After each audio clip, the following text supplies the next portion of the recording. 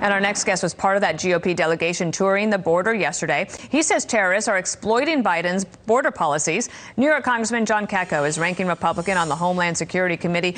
Sir, thank you for joining us. There was something that you said yesterday, in addition to the migrants that are crossing, that there might be other bad actors and possibly even terrorists. What did you hear from Border Patrol yesterday?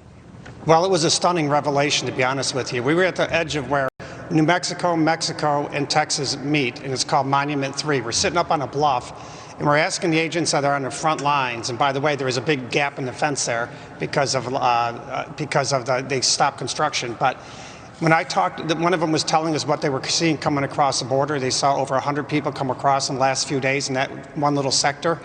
And he said, some of them were on the list. And I said, list? And he said, yeah, the terror watch list. Wow. And I was stunned. And I've never heard that before. They said they've seized not just people from Central and South America, but even people from Yemen and places in the Middle East that are terrorism hotbeds. So this is a very serious problem. It goes well beyond the unaccompanied minor. And it started because this administration changed the policies and basically put an open door sign on the southwest border, and it's a real problem. And that's why we have this surge. And for the administration or the secretary not to acknowledge that this is a crisis is just not realistic. Well, two things on that. DHS Secretary on Good Morning America earlier today said the border is secure. He was emphatic about it. Jen Psaki said this yesterday at the briefing in the White House. Watch. We recognize this is a big problem. The last administration left us a dismantled and unworkable system. And like any other problem, we are going to do everything we can to solve it. So there it is, dismantled and unworkable.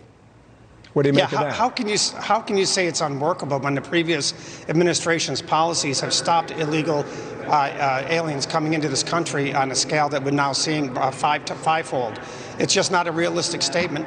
They're doing this because they're really floundering for it to try and find an explanation as to why they did what they did. There's really no answer for it. The bottom line is what they're doing isn't working, and I think we should sit down together and figure out a way to fix this. But to just unilaterally get rid of all this stuff has caused a huge crisis on the southern border.